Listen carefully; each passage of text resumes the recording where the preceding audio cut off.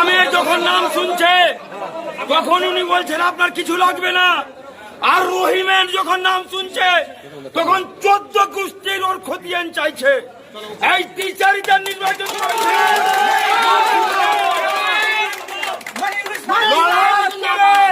এই দেশকে স্বাধীন করেছি, আর ফারাক্কার মানুষকে বাঁচাতে গিয়ে যদি গুলি খেতে হয় মনিরুল ইসলাম আগে গুলি খাবে।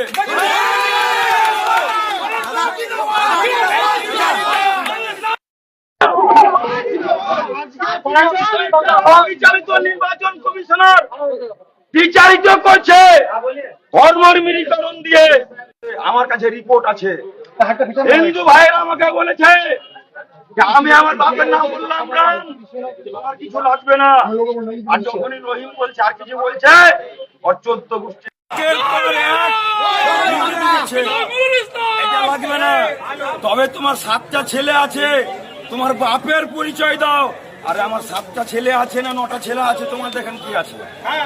তোমার দেখার কি আছে নির্বাচন কমিশনার? এই যে আন্দোলন চলছে, এই আন্দোলনে যদি আমরা সুরাহ না পাই, এই যে ধর্ণা লাগলো, একটিও কাগজ আমরা দেখাবো না। মরতে রাজি আছি কিন্তু